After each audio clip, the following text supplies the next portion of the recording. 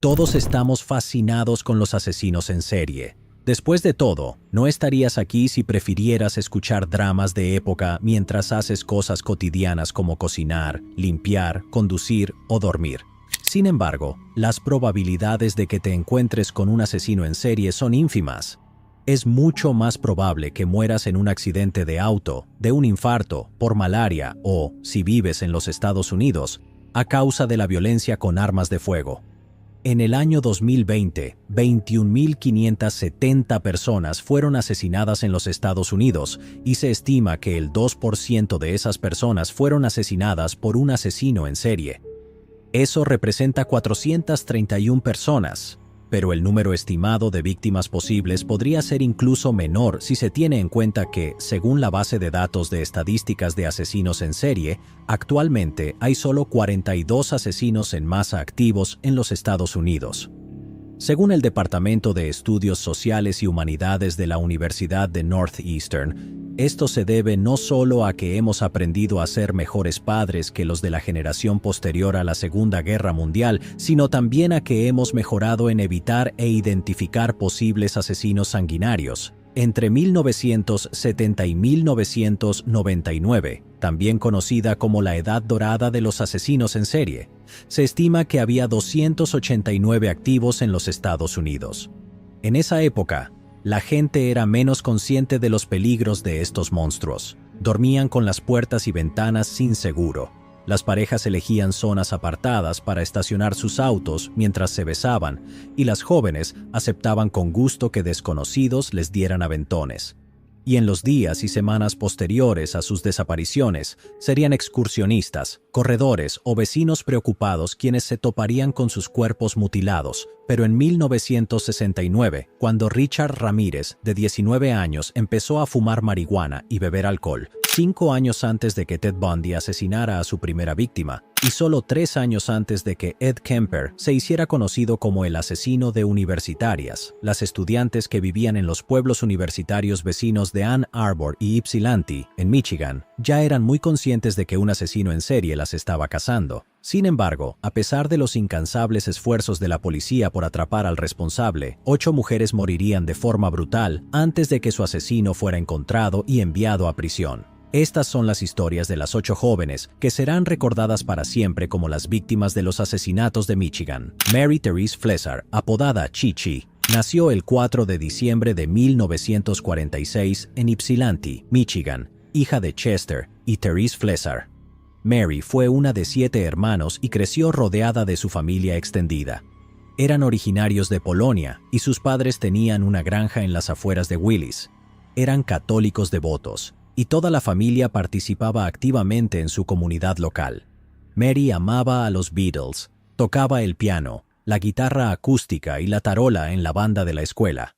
Probablemente no todas a la vez. Tenía una debilidad por los zapatos y quería convertirse en intérprete de francés, y en 1965 comenzó sus estudios de francés y contabilidad en la Universidad del Este de Michigan, en Ypsilanti, tras haber recibido una beca de 4 años.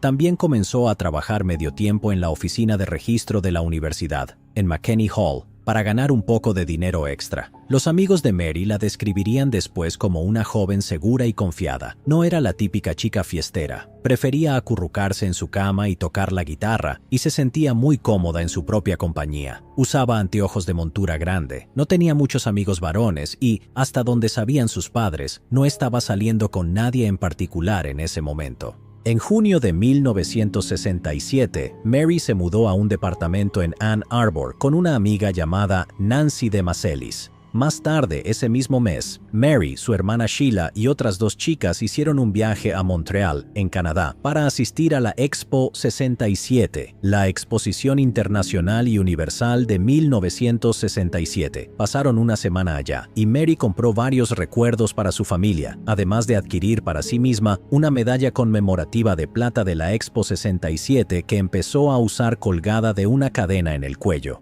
La noche del domingo 9 de julio de 1967, Mary le dijo a su compañera de cuarto, Nancy de Macelis, que iba a salir a caminar, explicándole que necesitaba salir del departamento sofocante. También se ha sugerido que quería darles algo de privacidad a Nancy y a su nuevo novio. Así que Mary tomó sus llaves y salió. Su apartamento estaba justo al otro lado de la calle del campus de la Universidad de Michigan, y las calles arboladas eran amplias, bien iluminadas y seguras. Así que cuando Mary no regresó a casa esa noche, Nancy no pensó nada raro. Supuso que probablemente se había quedado con su hermana Sheila, que vivía cerca. A la mañana siguiente, alrededor de las 8, Nancy recibió una llamada de la oficina de registro donde Mary trabajaba. Mary no se había presentado, así que Nancy llamó a Sheila para preguntarle si Mary se había quedado en su casa. No fue así. Y cuando Nancy le dijo que Mary no había regresado de su caminata la noche anterior, Sheila llamó de inmediato a su madre para informarle que Mary estaba desaparecida.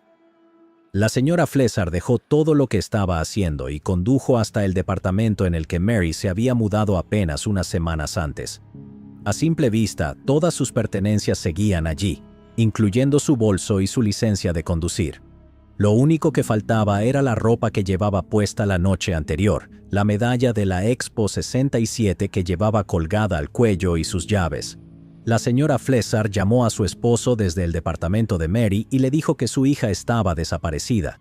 Juntos, ambos se dirigieron a la policía de Ypsilanti y reportaron la desaparición de su hija de 19 años ese mismo día. Ahora, normalmente aquí es donde se explica que la policía no se tomó en serio la desaparición, y no lo hizo. Bueno, Ann Arbor y Ypsilanti son ciudades universitarias, y durante el ciclo escolar, la población se disparaba a más de 50,000 personas. No era raro que padres preocupados llamaran a la policía para informar que su querida Sarah, Ann o Mary Louise no había regresado a casa esa noche, solo para que las chicas en cuestión reaparecieran días después, cansadas pero felices, y ya no tan inocentes como sus padres aún las consideraban. Así que, a pesar de la insistencia del señor y la señora Flesar de que Mary no era el tipo de chica que se quedaría fuera toda la noche, la policía los tranquilizó diciéndoles que probablemente reaparecería en 1 o 2 días. Pero el señor y la señora Flesar seguían insistiendo en que algo horrible debía haberle pasado a su hija, y el 12 de julio de 1967, la policía de Ypsilanti por fin levantó un reporte de persona desaparecida para Mary. El teniente detective Vern Howard fue asignado al caso e inició la investigación entrevistando a los Flesar, a Nancy, a sus vecinos y a cualquier otra persona que pudiera haber visto a Mary ese día. Esto le permitió establecer una línea de tiempo del día en que Mary desapareció. Esa mañana de domingo, Mary había asistido a misa en la iglesia católica de St. John en Ypsilanti. Luego fue a trabajar al McKinney Hall alrededor de las 7:30 de la mañana, donde ayudó con el registro para una próxima conferencia de porristas. A las 5 de la tarde, tenía planeado encontrarse con su hermana Sheila y 2 primas en el cercano lago Silver Lake, pero cuando llegó, los patrulleros estatales ya estaban rechazando a las personas porque las instalaciones estaban llenas. En cambio, Mary pasó las siguientes 2 horas en la playa del lago Half Moon, donde una amiga la vio tocando canciones en su guitarra para un grupo de niños. Sheila y las primas llegaron al departamento de Mary y Nancy alrededor de las 7:30 de la noche para saludar y recoger un libro, pero Mary aún no había regresado, así que se fueron. Mary llegó a casa 10 minutos después, se dio una ducha rápida, se cambió y se puso un vestido naranja con lunares y sandalias color beige. Entonces anunció su intención de salir a caminar alrededor de las 8:20 de la noche. Al menos 3 personas la vieron caminando por el campus esa noche. Una de ellas fue un guardia del campus que la había ayudado una vez cuando su auto no quería arrancar. Las otras 2 fueron Gerald y Nancy Durant, que vivían a unas casas más adelante. Gerald Durant era amigo del tío de Mary, y ella los saludaba cada vez que pasaba frente a su casa.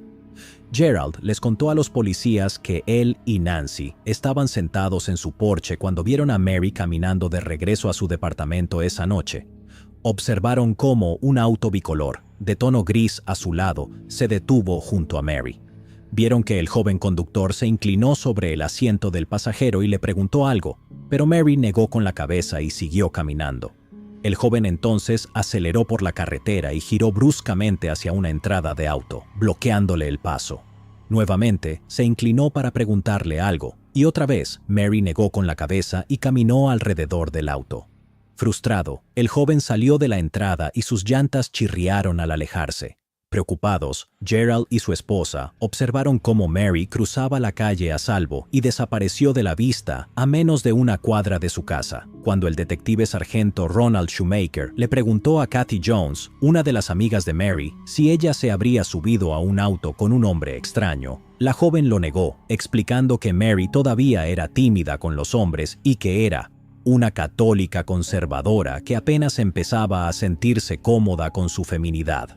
Además, Kathy había conocido a Mary durante una clase de defensa personal en el campus, y Mary era muy consciente de los peligros de subirse a autos con hombres desconocidos. El 7 de agosto de 1967, Mary llevaba desaparecida un mes cuando dos chicos de 15 años encontraron un cuerpo en una granja abandonada al norte de Ypsilanti. Los chicos habían ido a la granja para arar un campo de maíz que la familia Crousman arrendaba y estaban ocupados echando gasolina al viejo tractor cuando escucharon voces y el portazo de un auto justo bajando por la carretera. Como la vieja casa de campo y el granero llevaban años deshabitados, los chicos se dirigían a ver quién era cuando escucharon que el auto se alejaba, y fue entonces cuando sintieron el olor del cadáver tendido entre la hierba alta cerca del viejo granero. Al principio, pensaron que se trataba de un animal muerto, tal vez un venado, ya que el cuerpo era más grande que el de un perro. Pero al mirar más de cerca, se dieron cuenta de que el cuerpo desnudo definitivamente no pertenecía a un venado, así que fueron hasta la estación de policía en Ypsilanti para reportarlo. En menos de una hora, la policía ya había llegado al lugar e iniciado la investigación. El doctor Henry J. Scoville, asistente del médico forense del condado de Washtenaw, confirmó que el cuerpo pertenecía a una mujer joven que había estado muerta aproximadamente 4 semanas. Durante el registro del área, la policía determinó que el cuerpo de la mujer había sido movido al menos 2 veces después de ser asesinada, lo que sugería que su asesino había regresado a verla. El sitio donde fue arrojada inicialmente era básicamente un basurero, ya que estaba lleno de botellas rotas y latas oxidadas.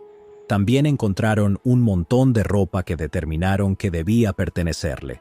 Su ropa interior, una sandalia beige y un vestido naranja con lunares. El vestido había sido cortado desde el frente y desgarrado, y el montón de ropa estaba escondido bajo unas cajas de cartón viejas y escombros de construcción. Había estado allí solo unos días, cuando fue movida por primera vez y dejada entre la hierba alta. Con base en las manchas, se determinó que su cuerpo había estado ahí al menos 2 semanas antes de ser trasladado otra vez, esta vez al lugar donde fue encontrado. Los días 8 y 9 de agosto de 1967, los doctores Ben Naylor y Robert Hendricks realizaron su autopsia y descubrieron que había sido apuñalada 30 veces tanto en el pecho como en el abdomen, con un cuchillo u otro objeto afilado similar. Tenía un corte en la espalda, lo cual indicaba que en algún momento había sido atacada por detrás, y había sido severamente golpeada antes de morir. Uno de sus antebrazos, los dedos de la mano restante y ambos pies estaban desaparecidos.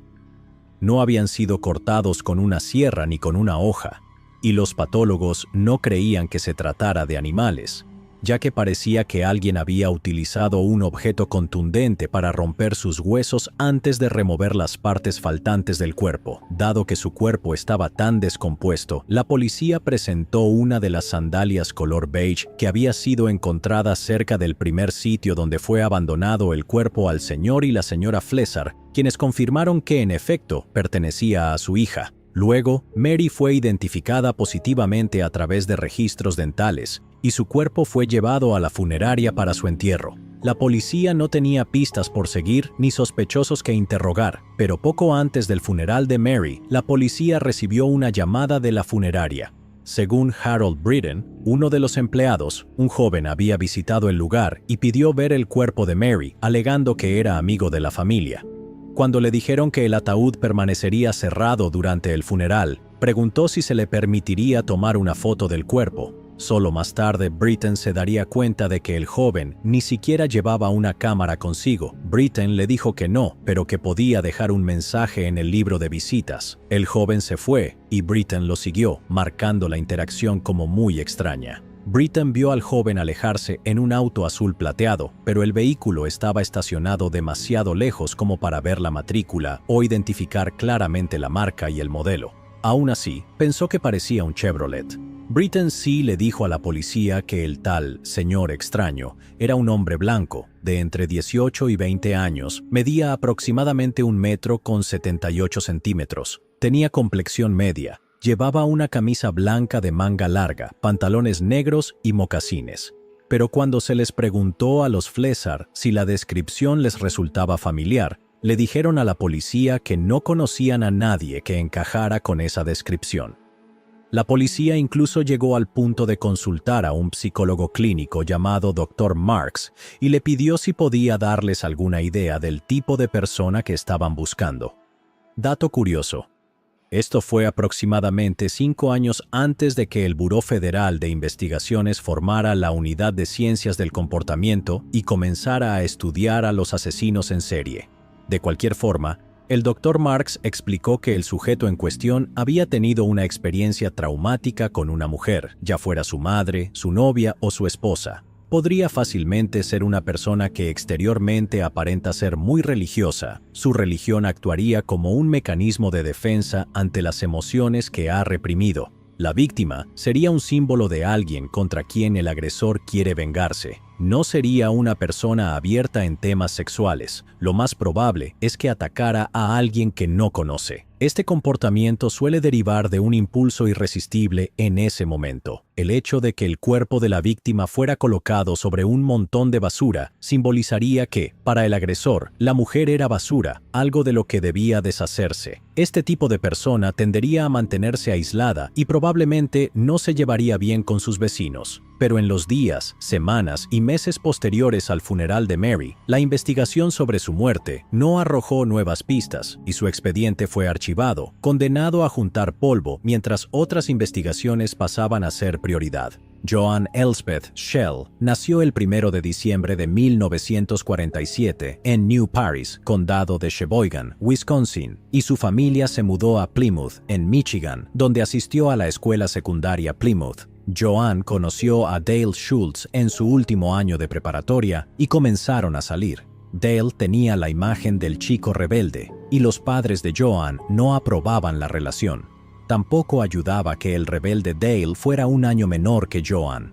Cuando terminó la escuela, Dale la siguió a la Universidad del Estatal de Michigan, MSU, por sus siglas en inglés, donde Joan estudiaba la carrera de arte. A pesar de las protestas de sus padres, Joan pasaba cada minuto posible con Dale. Luego, Dale abandonó los estudios en su primer año en la universidad. Tuvo problemas con la policía por allanamiento de morada y evitó por poco ir a prisión al aceptar enlistarse en el ejército. Después de todo, la guerra de Vietnam seguía en marcha y los jóvenes no estaban precisamente haciendo fila para luchar en nombre de los Estados Unidos, pero eso significaba que Dale no podría ver a Joan tan seguido como quería, así que, en abril de 1967, desertó para poder ver a Joan en Plymouth. Dale fue localizado y llevado por la fuerza a Fort Gordon, Georgia. En junio, volvió a desertar, viajando por autobús durante 12 horas y media desde Georgia hasta Ypsilanti, para pasar el fin de semana con Joan, con quien secretamente se comprometió. Por dulce que suene, ese tipo de comportamiento solo es aceptable en novelas románticas, y cuando Dale desertó de nuevo el 29 de junio de 1968, se emitió una orden de arresto en su contra. Dale regresó a Ann Arbor, donde se mudó a un departamento con algunos de sus amigos, quienes aceptaron esconderlo de las autoridades. Ahora usaba el nombre de Jason Court y encontró trabajo como mesero en un restaurante. Joan y sus amigas también acordaron hacer todo lo posible para asegurarse de que Dale no fuera enviado a luchar a Vietnam, y los dos enamorados soñaban con pasar el resto de sus vidas juntos. Mientras Dale regresaba a Ann Arbor, los padres de Joan pasaron por ella a su departamento en Ypsilanti y ella pasó el fin de semana en casa. En la tarde del 30 de junio de 1968, la familia volvió a Ypsilanti, donde cenaron juntos antes de dejar a Joan en el departamento que compartía con su mejor amiga, Susan Colby. Apenas Joan puso un pie en el departamento, Susan le dijo que Dale había llamado para avisarle que ya estaba en Ann Arbor. Joan lo llamó de vuelta y le dijo a Dale que iba a tomar el último autobús hacia Ann Arbor para poder verlo. Joan empacó rápidamente algunas cosas en un bolso de hombro rojo. Susan aceptó acompañarla y las dos chicas caminaron hasta la parada de autobús más cercana, alrededor de las 10:30 de la noche. El siguiente autobús hacia Ann Arbor llegaba a las 11:15, pero cuando el autobús por fin llegó a la parada donde esperaban, ya venía lleno, así que el conductor no se detuvo. Frustrada, Joan le dijo a Susan que pediría un aventón a Ann Arbor si era necesario, pero que pasara lo que pasara, esa noche vería a Dale. Poco después, un coupé rojo de 2 puertas con toldo negro se acercó a ellas y Joan levantó la mano para pedir un aventón. El auto se detuvo junto a la acera y Susan notó que había 3 hombres en el auto. Uno de ellos le preguntó a Joan, ¿quieres que te llevemos? Y cuando ella les dijo que quería ir a Ann Arbor, los 3 hombres aceptaron llevarla. Sonriendo, Joan se volteó hacia Susan y prometió, «Te llamo cuando llegue a Ann Arbor». El rostro del conductor estaba en las sombras, pero Susan vio cómo un hombre alto, de cabello castaño oscuro y complexión media, salió del auto y echó el asiento hacia adelante. Entonces, Joan se subió al asiento trasero y se sentó junto a un joven de cabello rubio. El auto arrancó, pero en lugar de seguir por la avenida Washtenaw en dirección a Ann Arbor, el auto dio la vuelta y regresó por donde había venido. Inquieta, Susan volvió al departamento a esperar la llamada de Joan, pero cuando Dale llamó al departamento a las 12:35 de la madrugada y preguntó por Joan, Susan tuvo que decirle que Joan se había subido a un auto con 3 hombres desconocidos y que, para ese momento, ya debería haber llegado a Ann Arbor. Preocupado, Dale le dijo a Susan que llamara a la policía y luego él y algunos de sus amigos salieron a recorrer las calles de Ann Arbor y Ypsilanti buscando un auto rojo con toldo negro. Mientras tanto, Susan daba su declaración a la policía de Ypsilanti y describió a los 2 hombres que sí logró ver a un dibujante forense. Estos retratos serían más tarde publicados por los medios y pegados por todo el campus de la MSU. Susan le dijo a la policía que creía que el auto era un Pontiac y que tenía 3 luces traseras cuadradas a cada lado. Otro testigo había visto a los 3 hombres más temprano esa misma noche dentro del edificio McKinney Hall, y más adelante le diría a la policía que el auto era un Pontiac Bonneville. Pero 2 testigos adicionales aseguraron que el auto era un Ford Fairlane. Los modelos en sí se parecen muchísimo, especialmente si el Pontiac era un modelo del año 1965. La policía de la MSU empezó a entrevistar a todos los estudiantes varones que coincidieran con la descripción dada por Susan, y la Policía Estatal de Michigan localizó 150 cupés rojos con toldo negro en un intento por encontrar a los 3 hombres. Pero ya era demasiado tarde para salvar a Joan. Su cuerpo fue encontrado por 2 obreros de la construcción en una obra en las afueras de Ann Arbor, apenas 5 días después de su desaparición.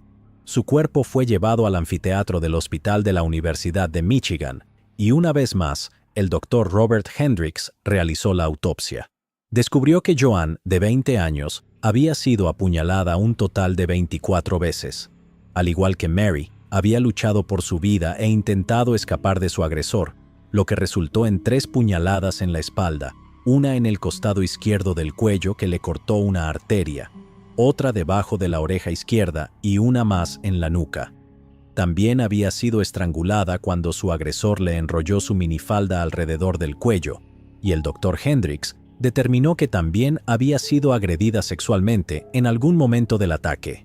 El Dr. Hendricks especuló que el arma homicida era un cuchillo de caza, y que el asesino se había tomado el tiempo de limpiar su cuerpo después de que ella muriera. Su cuerpo había sido mantenido dentro de un edificio durante 4 días antes de ser llevado al campo vacío, donde lo encontrarían al día siguiente. Durante el registro del área, la policía también encontró la ropa de Joan, pero no encontraron el bolso de hombro rojo que había llevado esa noche. Según Susan, en el bolso había un cambio de ropa, su maquillaje y su credencial de estudiante. Por supuesto, a la policía no le tomó mucho tiempo identificar a Dale Schultz como posible sospechoso. Después de todo, los padres de Joan no tuvieron problema en decirle a la policía que no aprobaban su relación con su hija. Además, estaban sus antecedentes con la ley y la orden de arresto que ya pesaba sobre él. Fue llevado al cuartel de policía de Ypsilanti apenas 2 horas después de que se encontrara el cuerpo de Joan, y los detectives tuvieron que darle la noticia de que su prometida estaba muerta. Según uno de los detectives que lo entrevistó, citando, estaba bastante afectado, dijo que no lo podía creer, lloró. Después de su interrogatorio, la policía dejó de considerarlo un sospechoso, pero aún así querían que se sometiera a una prueba de polígrafo. La policía militar estuvo de acuerdo, y una vez que Dale pasó la prueba de polígrafo el 5 de agosto de 1968, fue arrestado por deserción. Pero representantes de la Policía Estatal de Michigan, el Departamento de Policía de Ypsilanti y la Policía de Ann Arbor ya se habían reunido para hablar sobre las similitudes entre el asesinato de Joan Schell y el de Mary Flesser, de 19 años.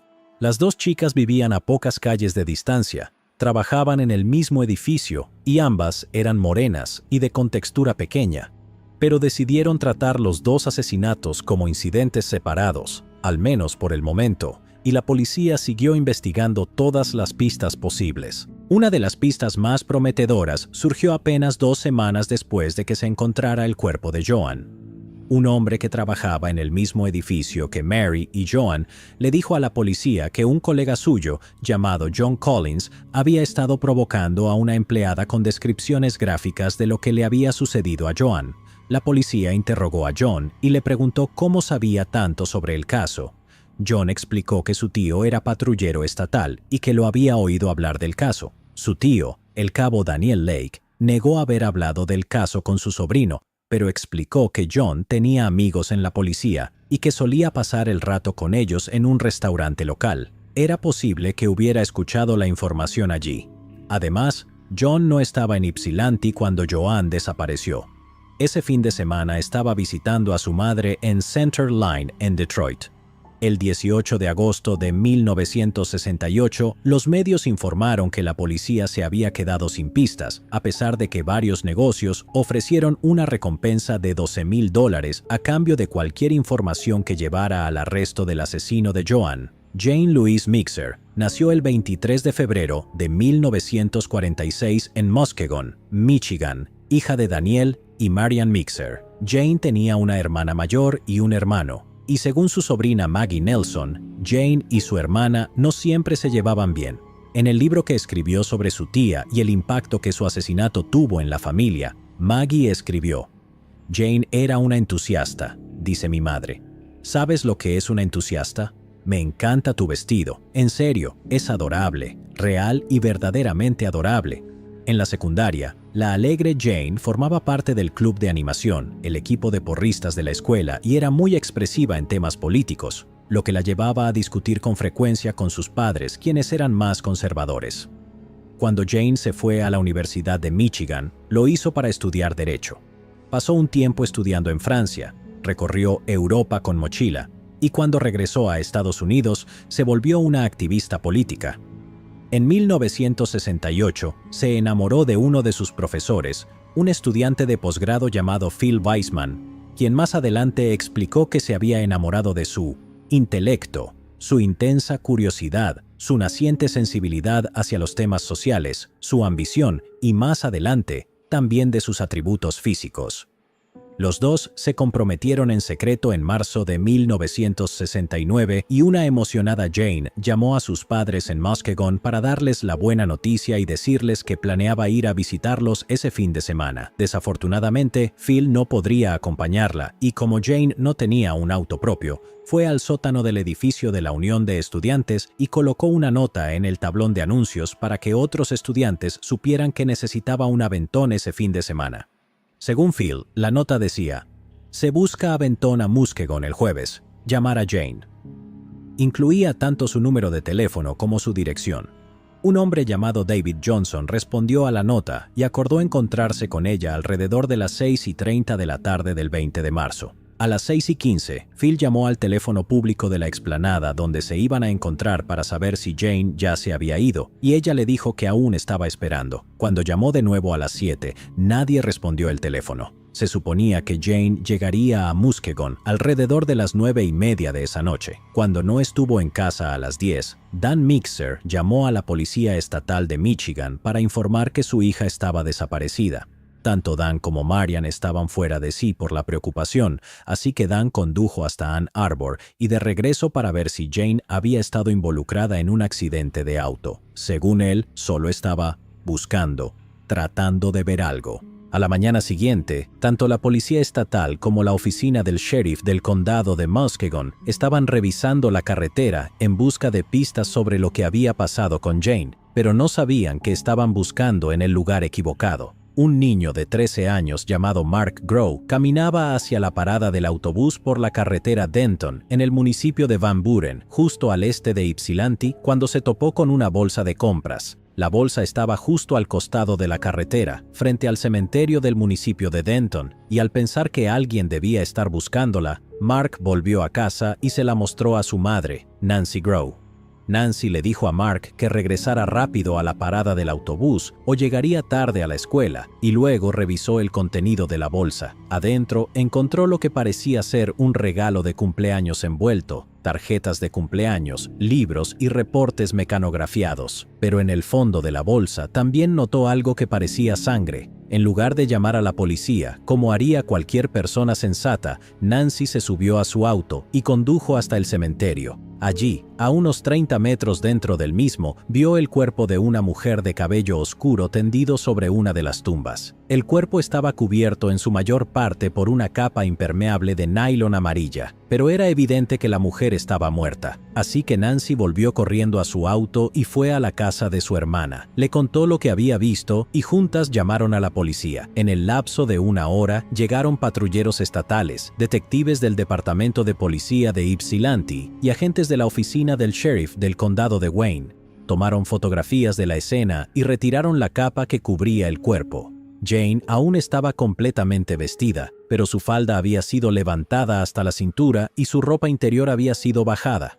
No obstante, su ropa interior no había sido retirada del todo y, dado que su atacante había dejado la toalla sanitaria en su lugar, se determinó que no había sido agredida sexualmente. Esto sería confirmado más tarde durante la autopsia. Junto a ella, la policía encontró un ejemplar del libro Trampa 22 de Joseph Heller. En el interior de la portada, alguien había escrito el nombre Philip Weisman. Fueron los patrulleros estatales quienes identificaron inicialmente el cuerpo como el de Jane Mixer, y más tarde, ese mismo día, uno de ellos tocaría la puerta de la casa de los Mixer en Muskegon para informarle a Dan y Marian que eran requeridos en Ann Arbor. Phil fue entrevistado por 2 detectives y les contó lo que sabía. También les dijo a los policías que estaba consciente de que los padres de Jane no lo aprobaban. No solo era judío, sino que también era liberal, mientras que los Mixer eran luteranos y conservadores. Aún así, eso no le importaba a Jane, quien ya había solicitado un traslado a la Universidad de Columbia o a la Facultad de Derecho de Nueva York, ya que Phil había aceptado un puesto como profesor en una universidad del este del país.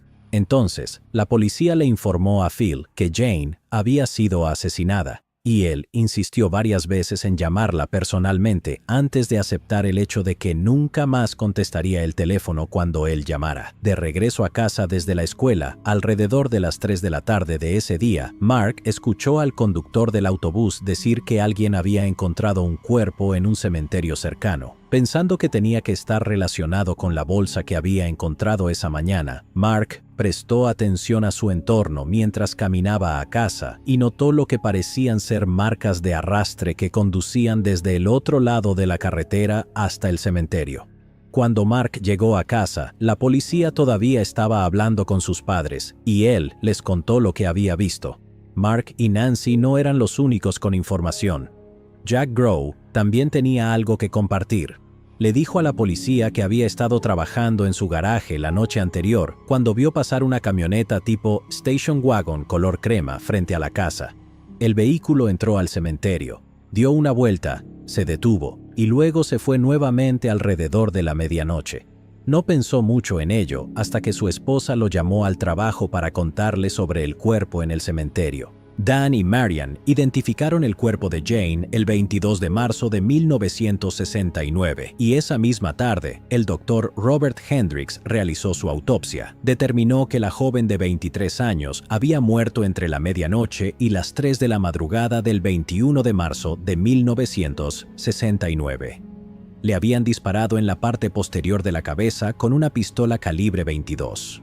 Su asesino también le había atado una media de nylon color canela alrededor del cuello, con un nudo sencillo. Los residuos encontrados en su ropa indicaban que había sido llevada a una casa o edificio donde fue retenida en un cuarto de lavandería durante unas 4 horas antes de morir. El 24 de marzo de 1969, el periódico The Ann Arbor News informó sobre el asesinato de Jane y lo vinculó con los asesinatos de Mary Flesar y Joan Eschel, a pesar de que la única similitud entre los casos era el color de cabello de las víctimas. Mientras tanto, su padre llamaba constantemente a sus amigos en la policía, ofreciéndoles nuevas pistas y suplicándoles que descubrieran quién había asesinado a su hija. Al principio acusó a Phil de matar a Jane, luego a una exnovia de Phil. Le dijo a la policía que alguien debió haber pagado para que mataran a Jane, y se convenció de que Jane debía haber conocido a su asesino. Pero, con el tiempo, incluso Dan Mixer tuvo que aceptar el hecho de que Jane se había ido, y que nada de lo que hiciera la traería de regreso. Los periódicos tienden a centrarse en las tragedias del mundo. Llega un momento en el que uno debe decirse que la tragedia ya ocurrió. Puedes quedarte anclado en ella o seguir adelante con tu vida. Marilyn Skelton nació en el condado de Wayne, Michigan, el 4 de marzo de 1953, hija de Archie y Helen Skelton. Vivían en Romulus, Detroit, y tenía un hermano llamado Thomas y una hermana llamada Barbara. No eran la familia perfecta. Archie Skelton solía golpear a su esposa y frecuentemente amenazaba a sus hijos con violencia. Todos sabían que debían mantenerse alejados de él cuando se enfurecía. En 1968, Marilyn era estudiante de primer año en la escuela secundaria de Romulus y pronto entabló amistad con una chica llamada Sharon Sanders. Pasaba los fines de semana en casa de Sharon, pero a Helen le agradaba Sharon, así que no tenía mucho problema con que su hija pasara tanto tiempo allá. Pero luego Marilyn comenzó a mentir sobre lo que hacía y a dónde iba, y empezó a escaparse de su casa. Marilyn y Sharon pasaban su tiempo en un departamento en Ann Arbor que la policía describía como un refugio de hippies, y fue durante ese tiempo que Marilyn se volvió adicta a las drogas. Fueron las autoridades escolares quienes se dieron cuenta de que algo no andaba bien con Marilyn y llamaron a la policía del condado de Wayne, pidiéndoles que enviaran a alguien para reunirse con la joven de 15 años adicta a las drogas. Fue entonces cuando la oficial de policía del condado de Wayne, Beverly Scannell, conoció a Marilyn. Más tarde explicaría que, citando sus palabras, Marilyn lo probó todo: marihuana, anfetaminas, heroína y LSD. La señorita Skelton recorría todo el condado de Wayne comprando y vendiendo drogas para sostener su adicción. Después de ser detenida en Westland por posesión de drogas, Marilyn se convirtió en informante de la policía para mejorar su situación. La oficial Scannell fue a reunirse con los padres de Marilyn y les dijo lo que su hija había estado haciendo, pero luego explicaría que ellos no le creyeron. Así que el 28 de enero de 1969, Marilyn fue internada en un hospital tras una sobredosis de heroína, y Archie y Helen Skelton tuvieron que enfrentar el hecho de que su hija de 15 años era adicta a las drogas. Helen les decía a todos los que quisieran escuchar que Marilyn solo había recibido demasiadas vacunas contra la gripe, pero tuvo que sentarse a ver cómo los amigos hippies de su hija la visitaban en el hospital. Entre ellos estaba Sharon, ahora de 17 años, quien ya se había convertido en la señora Santucci. Su esposo John proclamaba con orgullo que él era el rey de los hippies. Marilyn también tenía un novio de 19 años llamado Mike Milledge. Horrorizados, los Skelton decidieron que tenían que alejar a Marilyn de sus amigos hippies, así que compraron una casa en Flint y pasaron todo el mes de marzo viajando entre Romulus y Flint. Pero Marilyn, ahora de 16 años, no planeaba mudarse a Flint y les dijo a sus padres que pensaba casarse con Mike. Esto llevó a varias discusiones a gritos entre Marilyn y su padre, y el 16 de marzo, Marilyn se escapó de su casa. Regresó a Flint el 19 de marzo y le dijo a Helen que había estado viviendo con Sharon. Mientras visitaba a su familia, Marilyn recibió una llamada de su novio Mike, quien le dijo que un distribuidor la estaba buscando y que más le valía aparecerse en Ypsilanti con el dinero o la matarían. Asustada, Marilyn le ofreció a su madre venderle su bicicleta y su máquina de escribir. Helen le entregó $34 para que pudiera pagar sus deudas. El 21 de marzo, la familia terminó de mudarse a Flint y Marilyn ayudó a su padre a cargar el camión de mudanza. Esa tarde, alrededor de la 1 de la tarde, Marilyn le dijo a su padre que quería que la llevara a Ypsilanti y que necesitaba otros $10 para pagar sus deudas. Esto provocó otra discusión a gritos entre ellos y al final su hermano Thomas y su amigo Larry Glinsky le dijeron a Marilyn que ellos la llevarían. Le ofrecimos llevarla a donde necesitara ir, pero ella dijo que iba a llamar a una amiga para que la recogiera. Thomas y Charles dejaron a Marilyn en una estación de servicio en Ann Arbor. Desde allí, llamó a Sharon alrededor de las 4 de la tarde para pedirle que fuera por ella al edificio de la Unión de Estudiantes McKinney en el campus de la Universidad del Este de Michigan.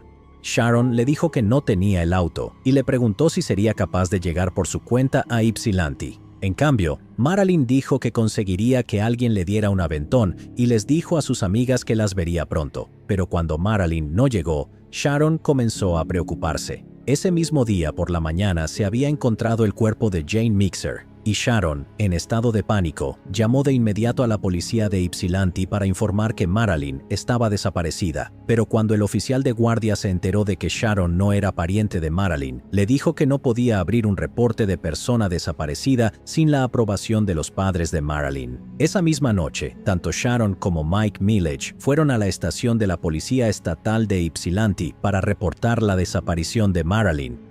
Nuevamente les dijeron que no podían abrir un caso porque no eran familiares de Marilyn. Frustrado, Mike llamó a Helen Skelton y le dijo que Marilyn estaba desaparecida. Cuando Helen le aseguró que no era la primera vez que Marilyn se escapaba y que seguramente reaparecería en cualquier momento, Mike le gritó: ¿Qué vas a hacer? ¿Esperar a que la encuentren con 3 agujeros de bala en la cabeza?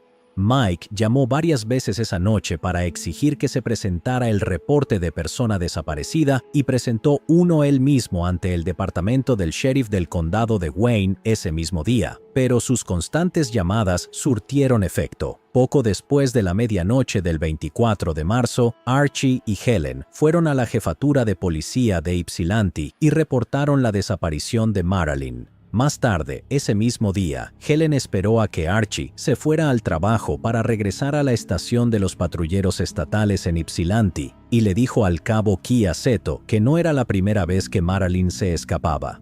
Dijo que no entendía por qué Mike estaba tan preocupado por su novia de 16 años desaparecida y le indicó al cabo Seto que se pusiera en contacto con la oficial Beverly Scannell del departamento del sheriff del condado de Wayne si quería más información sobre el historial de Marilyn. A las 11 de la mañana del día siguiente, un hombre llamado Alan Rentschler llamó al departamento de policía de Ann Arbor para informar que habían encontrado un cuerpo. En 10 minutos, el área estaba llena de policías e investigadores de la escena del crimen. El cuerpo de la joven yacía junto a una casa recién construida. Estaba desnuda y un pedazo de tela azul le había sido introducido en la boca para evitar que gritara.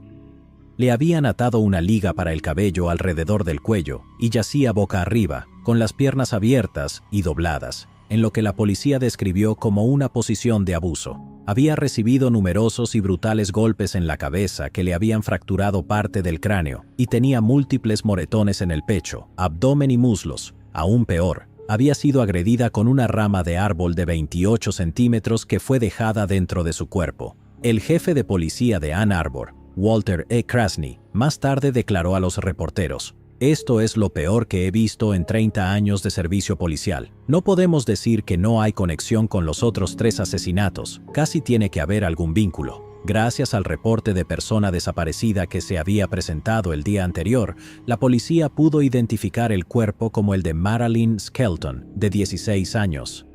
Su cuerpo fue llevado luego al depósito de cadáveres del Hospital de la Universidad de Michigan y fue la oficial Beverly Scannell quien la identificó. También fue quien tuvo que informar a Archie y Helen que Marilyn estaba muerta. El doctor Robert Hendrick y otro colega realizaron la autopsia y confirmaron que había sido víctima de agresión sexual, aunque no pudieron encontrar rastros de semen en su cuerpo. También determinaron que la causa de muerte fueron los repetidos golpes en la cabeza. Pruebas posteriores revelaron que el arma homicida había sido una rama de árbol. Los moretones en su cuerpo fueron causados por alguien que la golpeó repetidamente con un cinturón. El doctor Hendrick especuló que Marilyn estuvo con vida hasta el 24 de marzo, cuando fue llevada al lugar donde se encontró su cuerpo.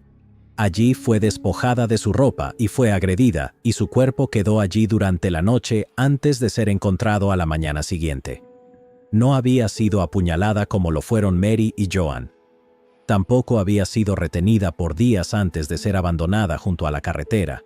Fue asesinada de un disparo, como Jane, pero a diferencia de Jane, a Marilyn la despojaron de su ropa, tal como sucedió con Mary y Joan.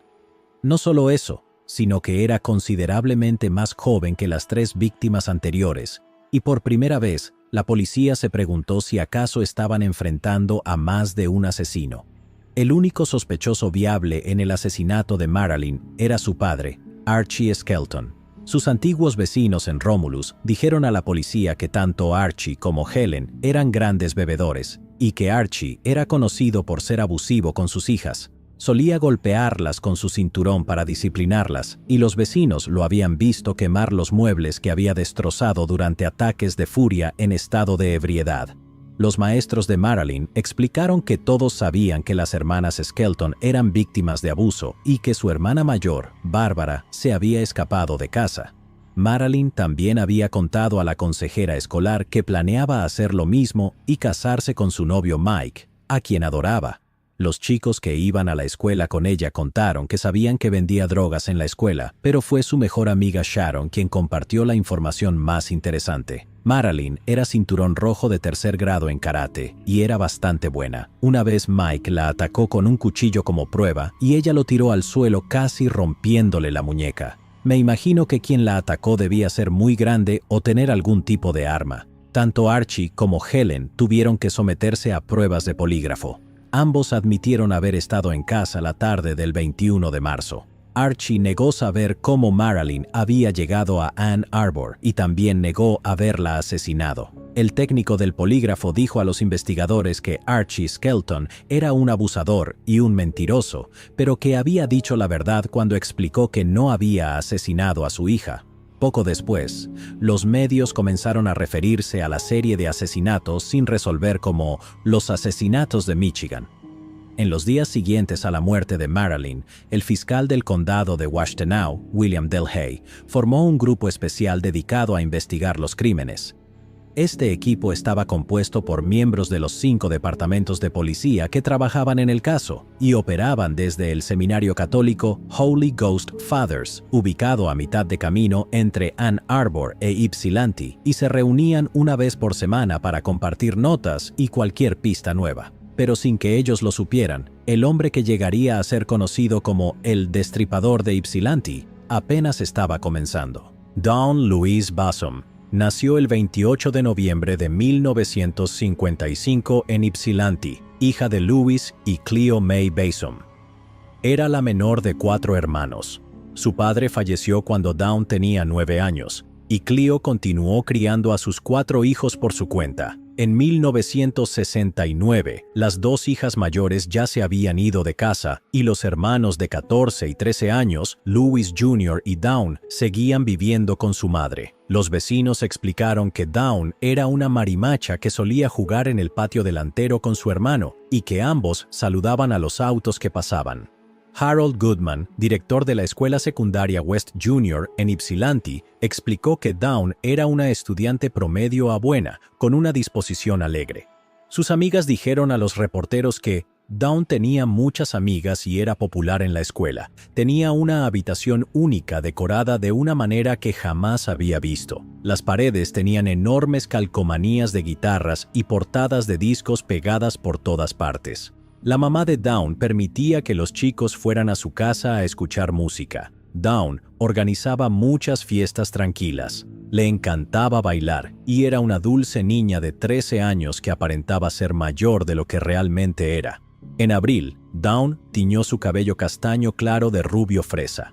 Cuando Karen, de 17 años, la reprendió por ser irresponsable semanas después de que el cuerpo de Marilyn Skelton fuera hallado, le advirtió que había un asesino serial suelto y que todas las mujeres jóvenes en Ypsilanti y Ann Arbor estaban siendo extremadamente cautelosas. Según Karen, Dawn se burló de su advertencia y le dijo: «Solo está matando a chicas de cabello oscuro. Ahora soy rubia». A las 5 de la tarde del 15 de abril de 1969, Dawn, de 13 años, salió de su casa para reunirse con algunos amigos en una zona descuidada de Ypsilanti llamada The Pot Town. Llevaba puestos aretes de perlas de plástico, una chaqueta blanca de plástico, una blusa blanca de algodón, un suéter naranja de lana y pantalones ajustados de nylon azul. El cuñado de Dawn la llevó en auto y la dejó con sus amigos y un nuevo interés amoroso, un chico de 17 años llamado Earl Kidd. Alrededor de las 6 de la tarde, Earl comenzó a caminar con Dawn hacia su casa, pero en un momento decidieron separarse porque Dawn no quería que su madre se diera cuenta de que Earl era mucho mayor que ella. Varias personas la vieron apurándose hacia su casa, incluyendo 2 compañeros de clase y un entusiasta de los trenes que estaba cronometrando la llegada del tren de pasajeros Wolverine en la estación de la calle Railway. Este hombre declaró a la policía que el tren llegó a tiempo a las 7:25 de la tarde y estuvo allí hasta las 7:35 de la tarde. La última vez que vieron a Dawn con vida estaba a solo 150 metros de su casa. Cuando Dawn no llegó a casa para las 8 de la noche, Cleo comenzó a llamar frenéticamente a todos los amigos de Dawn para preguntar si alguien sabía dónde estaba. Desesperada, reportó oficialmente a Dawn como desaparecida poco antes de la medianoche. Su cuerpo fue descubierto a las 6:30 de la mañana del día siguiente, a 8 kilómetros al norte de su casa. Fue identificada positivamente por el oficial William Maholland, quien explicó que su hija era amiga de Dawn. El cuerpo de Dawn había sido abandonado al costado de la carretera. Su ropa estaba desgarrada y estaba desnuda desde los hombros hacia abajo. Un trozo de tela blanca había sido metido en su boca para impedirle gritar. Había sido agredida sexualmente. Su asesino también había enrollado un trozo de cable eléctrico alrededor de su cuello para estrangularla y la había apuñalado 7 veces. Además, tenía múltiples cortes en el pecho y el abdomen. Dawn murió por estrangulamiento. La policía encontró uno de sus zapatos más adelante en el camino, lo que les hizo sospechar que había sido asesinada en otro lugar. Durante las siguientes 3 horas, los agentes peinaron el área y encontraron el suéter naranja de Dawn afuera de una granja abandonada a 1,5 kilómetros de su casa. Dentro de un granero en ruinas, hallaron otro trozo de cable eléctrico, ropa interior azul que no pertenecía a Dawn y otro pedazo de tela blanca de su blusa. En el sótano de la granja encontraron botones arrancados de su blusa, fibras de lana azul y roja que no provenían de la ropa de Dawn, huellas dactilares que no eran de ella y un montón de pañuelos con semen seco. Las pruebas mostraron que el semen pertenecía a un hombre con sangre tipo O.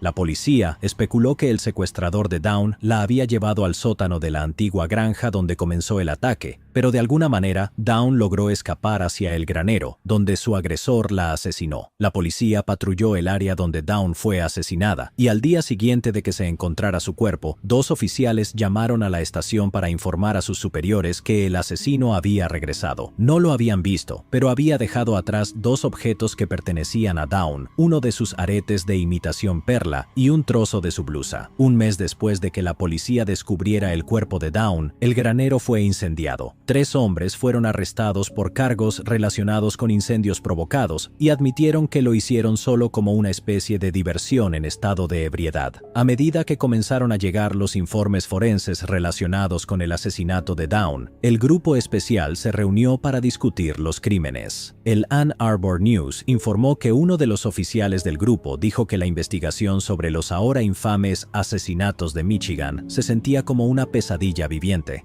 Citando sus palabras: «Siento como si estuviera viendo una película que ya vi 3 veces, y el final es decepcionante cada vez».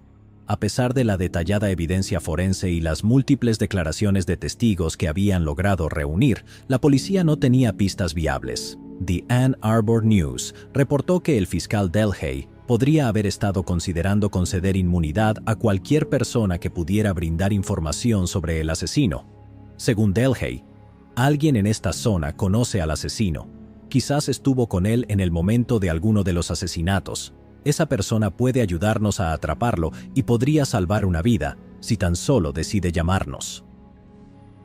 También informaron que la recompensa por información relacionada con el caso ya ascendía a $30,000, y The Freelance Star reportó que mujeres en todo Ypsilanti y Ann Arbor estaban tomando precauciones, como armarse con navajas automáticas y con un producto de defensa personal recién inventado llamado gas lacrimógeno o mace.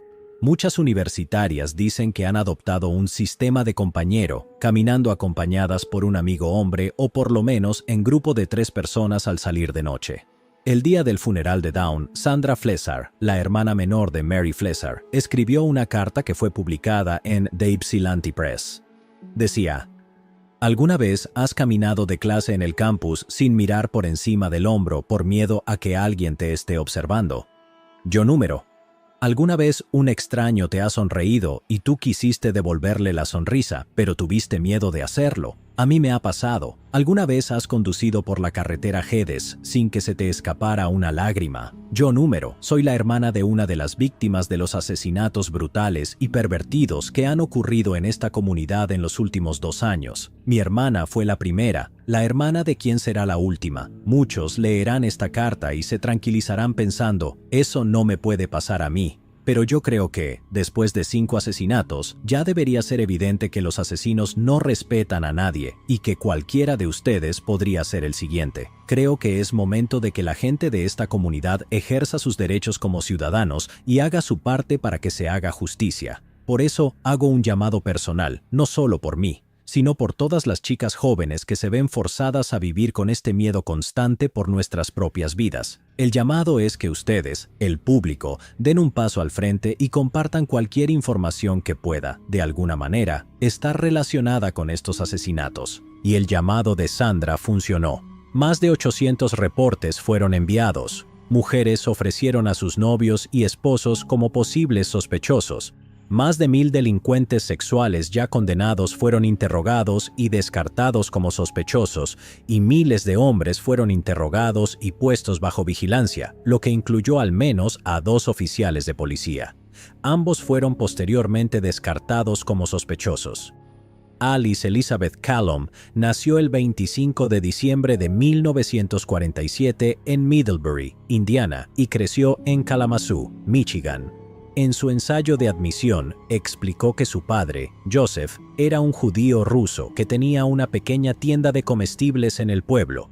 Alice solía ayudar en la tienda cuando era niña y contó que su padre a menudo enfrentaba discriminación por parte de la gente del lugar, pero que le enseñó a tratar a todos como iguales. Mi padre me inculcó que en cualquier grupo racial hay personas buenas y malas. Él realmente practicaba la política de confiar en alguien hasta que te demostrara lo contrario, y aún así, darle una segunda oportunidad. Alice explicó que fueron esas enseñanzas las que la motivaron a querer seguir una carrera como trabajadora social, así que solicitó ingreso en la Escuela de Trabajo Social de la Universidad de Michigan después de obtener su licenciatura en Bellas Artes en mayo de 1969. Vivía en un departamento no muy lejos del campus y era descrita como una persona seria, agradable, concienzuda y tranquila. Tenía interés en la fotografía y estaba tomando un curso adicional de fotografía ese verano. Su arrendador explicó que su única queja era que usaba demasiada agua cuando revelaba sus fotos. Un amigo suyo, Ben Kologi, más tarde explicaría que estaban trabajando juntos en un ensayo fotográfico sobre las casas y granjas antiguas de los alrededores. Durante esos 3 meses probablemente visitaron todas las granjas abandonadas del área y se habían vuelto cercanos. Estábamos tomando fotos en una granja abandonada de Pontiac Trail. Colgando del techo había un tramo de cable eléctrico, anudado en un extremo como si fuera una horca. Alice puso su cabeza dentro y me pidió que le tomara la foto. Pensaba que sería una toma graciosa. Alice había convertido su closet en un cuarto oscuro y ambos pasaban tardes enteras revelando sus fotografías allí. El 7 de junio de 1969, Alice, de 21 años, desapareció. Fui al departamento de Alice el sábado por la noche. Ella dejó las impresiones flotando en el agua de enjuague y las imágenes empezaron a dañarse. Colgué las fotos y esperé a que regresara. A las 11 de la mañana del domingo llamé a la policía de Ann Arbor para reportarla como desaparecida, cuando no volvió en toda la noche. Los vecinos de Alice reportaron haberla visto sentada en el porche esa tarde, hablando con un amigo. Esa noche salió para asistir a la fiesta de cumpleaños de otro amigo en el Depot House, una antigua estación de trenes convertida en sala de conciertos para bandas locales. Alice vestía una blusa morada, una minifalda blanca, pantimedias, mocasines marrones y un impermeable distintivo con rayas horizontales multicolores. Llevaba aretes largos colgantes, una diadema y lentes de contacto. También cargaba una cartera que contenía un planeaba usar en la fiesta. Nadie está seguro de si Alice llegó o no a la fiesta. Un testigo aseguró haberla visto besando a un hombre alto, de cabello oscuro, con barba y bigote, antes de irse del lugar en un Volkswagen rojo alrededor de las 3 de la madrugada del domingo, pero nadie más pudo corroborar su historia. Al día siguiente, 3 adolescentes encontraron el cuerpo parcialmente vestido de una mujer que había sido dejado al costado de la carretera, cerca de una granja abandonada. La mujer aún llevaba puesto un impermeable con rayas multicolores, pero su blusa morada, su sostén y su ropa interior habían sido cortados de su cuerpo y arrojados a un lado. Su minifalda fue encontrada cerca del lugar. El cuerpo fue llevado a la morgue del hospital de la Universidad de Michigan y el Dr. Hendrick realizó la autopsia. Determinó que la mujer había sido apuñalada al menos 4 veces en el cuello y el pecho, pero la causa de muerte fueron 2 disparos en la cabeza realizados con un arma de fuego calibre 22. Una herida en el pulgar derecho indicaba que ella intentó evitar que su agresor le disparara. El Dr. Hendrick confirmó que había sido agredida sexualmente en algún momento durante el ataque y que su atacante había usado su minifalda para limpiarse. Su cuerpo había sido trasladado en algún momento después de su muerte y los investigadores determinaron que había sido asesinada a poca distancia cerca de la entrada de la empresa Washtenaw Sand and Gravel. Ben Koloji fue quien la identificó. Citando sus palabras: "La imagen de Alice muerta sobre la plancha es algo que nunca olvidaré. La identifiqué y el policía le dijo al técnico forense etiquétala y se alejó fríamente. La policía me retuvo toda la noche y diferentes departamentos me interrogaron por turnos en equipos. La policía registró el departamento de Alice y encontraron la fotografía de ella con lo que parecía una soga alrededor del cuello. Una vez más, Ben fue llamado para ser interrogado y tuvo que repetir la misma historia. La policía no mostró ni decencia ni cortesía e hicieron preguntas demasiado personales sobre nuestra relación sexual. Fui tan acosado que deseé no haberla conocido nunca. Alguien filtró mi nombre a la prensa y perdí muchos amigos por el escándalo mediático". Los padres de Alice también viajaron a Ann Arbor, donde fueron rodeados por la prensa que quería saber si estaban ahí para reclamar el cuerpo de su hija. Un Joseph Callum, afligido, gritó a las cámaras: "No quiero su cuerpo, la quiero viva. No vine aquí por su cuerpo. No voy a reclamar su cuerpo. Voy a decirle a otras chicas que no vengan a esta universidad. Es demasiado grande. No les importa nada más que el dinero y la política. No voy a enterrarla. Que la entierren en el jardín del presidente. Trabajé demasiado para criarla y enviarla aquí. No quiero que esté muerta". Alice fue enterrada en Kalamazoo y en las semanas siguientes a su muerte, su nombre fue añadido a la lista de asesinatos no resueltos atribuidos al destripador de Ypsilanti. En los días posteriores al asesinato de Alice, la gente de Ann Arbor e Ypsilanti se desesperaba cada vez más por poner fin a esta pesadilla constante. Un grupo en particular decidió que ya habían rezado lo suficiente. El señor y la señora Allen reunieron a un grupo de ciudadanos preocupados que querían terminar con los asesinatos y decidieron recurrir a la ayuda de un psíquico. El héroe en cuestión sería Peter Hurkos, un hombre de 58 años, medium autoproclamado de los Países Bajos, que gustaba de involucrarse en investigaciones de asesinatos. Hurkos afirmaba que había desarrollado la habilidad de usar percepción extrasensorial, PES, después de caerse de una escalera y quedar en coma. Luego se mudó a Los Ángeles y usó esta habilidad recién adquirida para iniciar una nueva carrera como psíquico de celebridades.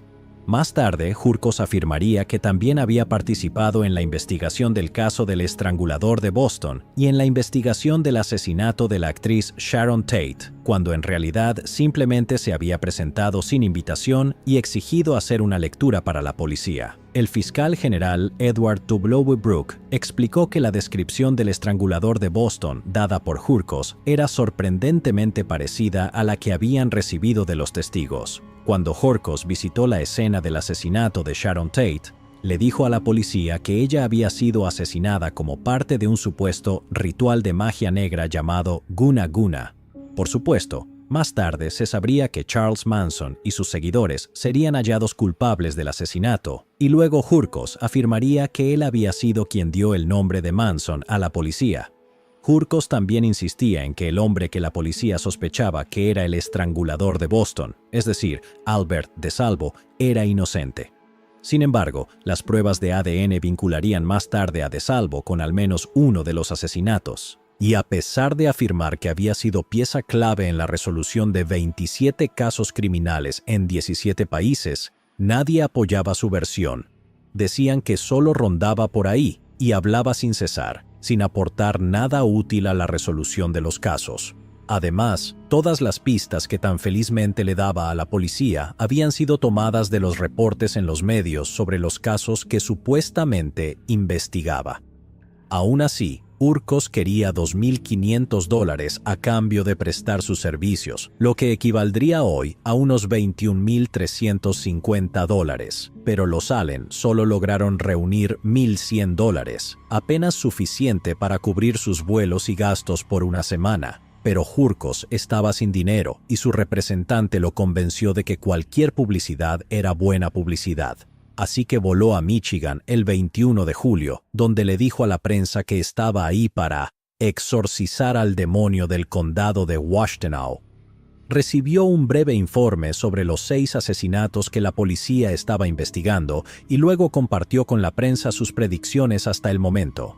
Según un reporte en el Ann Arbor News, Hurkos describió al asesino como un homosexual enfermo que obtiene satisfacción de matar mujeres. Dijo que el asesino lleva a las chicas a una granja y hace el amor con ellas. El psíquico dijo que no había estado en el granero, pero que tenía sentimientos. Hurkos aparentemente impresionó a uno de los oficiales cuando puso la mano sobre un expediente y comenzó a describir cómo se había encontrado el cuerpo de la víctima. La policía también le permitió visitar las escenas del crimen, pero Hurkos afirmó que las escenas ya se habían enfriado y que no podía captar ninguna vibración.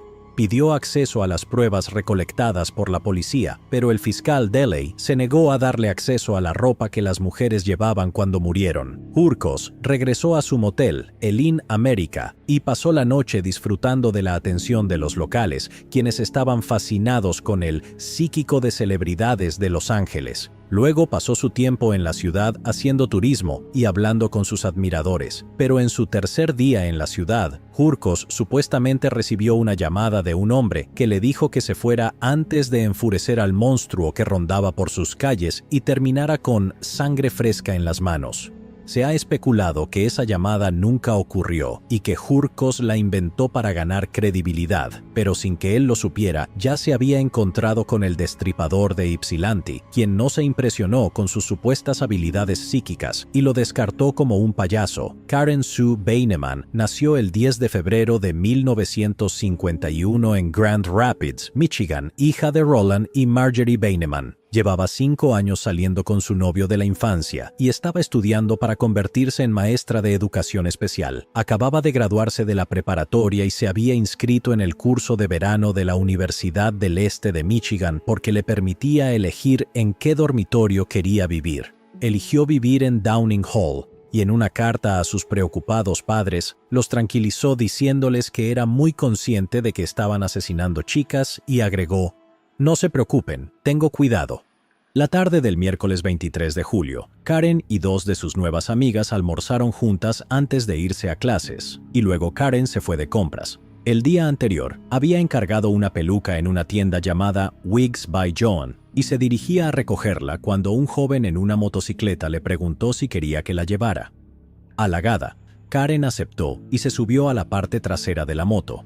No habían avanzado mucho, solo unas pocas cuadras, cuando Karen indicó que habían llegado a su destino. El hombre entró al estacionamiento frente a una tienda de chocolates y Karen entró a la tienda de pelucas. La dueña de la tienda, Diana Goshe, y su asistente Patricia Spalding sacaron la nueva peluca de Karen y le mostraron cómo usarla. Karen explicó que la había comprado para una boda a la que iba a asistir, y bromeó. He hecho 2 cosas que pensé que nunca haría. Una fue comprar una peluca, y la otra fue aceptar un aventón en moto de un desconocido. Diana y Patricia explicarían más tarde que esa broma les encendió todas las alarmas. Todo el pueblo sabía que el hombre responsable de los asesinatos de Michigan posiblemente había ofrecido a cada una de sus víctimas un aventón, así que hicieron lo mejor que pudieron para advertirle a Karen sobre aceptar otro paseo del desconocido de cabello oscuro que todavía la esperaba afuera de la tienda. Mientras Karen estaba ocupada, Diana salió e intentó mirar bien al joven, pero en lugar de sostener su mirada, él bajó la barbilla y giró el rostro. Diana volvió a la tienda y le dijo a Karen: «Dile que el viento va a arruinar tu nueva peluca», y le ofreció llevarla ella misma. Pero Karen solo les agradeció su amable ofrecimiento, volvió a subirse a la motocicleta y desapareció.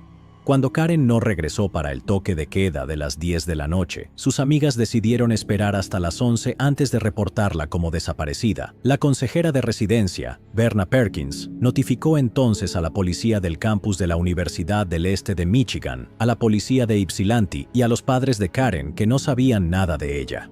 Roland Beineman llamó a la Policía Estatal de Michigan alrededor de la medianoche, y la policía de Ypsilanti comenzó a investigar su desaparición esa misma mañana del jueves.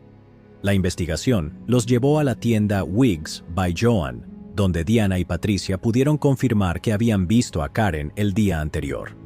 Dijeron que Karen llevaba una blusa sin mangas de tela liviana con rayas azules y blancas, un par de jeans cortados y sandalias de cuero. Explicaron que después de que Karen salió de la tienda, se subió a la parte trasera de una motocicleta con un hombre al que nunca había conocido antes. Diana lo describió de la siguiente manera. Parecía tener poco más de 20 años. Complexión atlética, medía aproximadamente 1,83 m tal vez. Tenía un aspecto pulcro, con el cabello castaño corto. Cuando notó que lo estaba observando, desvió la mirada. Patricia explicó que la motocicleta parecía una Honda 450 y que tenía espejos laterales cuadrados, pero Carol Viecherka, quien trabajaba en la tienda de chocolates al lado, dijo que la motocicleta era una Triumph británica de color azul que había sido modificada con accesorios cromados. Les dijo a los investigadores que era aficionada a las motos y que ni siquiera se había fijado en el tipo que la conducía. La mañana del viernes, un joven patrullero llamado Larry Mathewson asistió a la reunión informativa sobre la desaparición de Karen y le dijo al fiscal superior Booker Williams que había visto a alguien que coincidía con la descripción del sospechoso hablando con otra joven el mismo día en que Karen había desaparecido. El oficial Mathewson explicó que el año anterior había jugado fútbol interfraternidad contra ese sospechoso, así que estaba seguro de que podría averiguar quién era. El fiscal Williams le dio permiso a Mathewson para investigarlo, y una hora después ya tenía un nombre: John Norman Collins. Los antiguos compañeros de fraternidad de John Collins le dijeron al oficial Mathewson que había sido expulsado de la fraternidad por robo, pero que ahora estaba rentando un departamento cerca de allí. El oficial Mathewson fue a esa dirección y encontró a Collins con un amigo, trabajando en un grupo de motocicletas que incluía una Triumph azul. Sin dar a conocer la investigación, Mathewson les preguntó a los 2 hombres si habían visto antes a Karen Beineman, y ambos lo negaron. Luego preguntó quién era la mujer con la que Collins había estado hablando el día que Karen desapareció, y Collins explicó que su nombre era Lorraine Kellogg. El oficial Mathewson anotó las placas de las 4 motocicletas y luego fue a interrogar a Lorraine.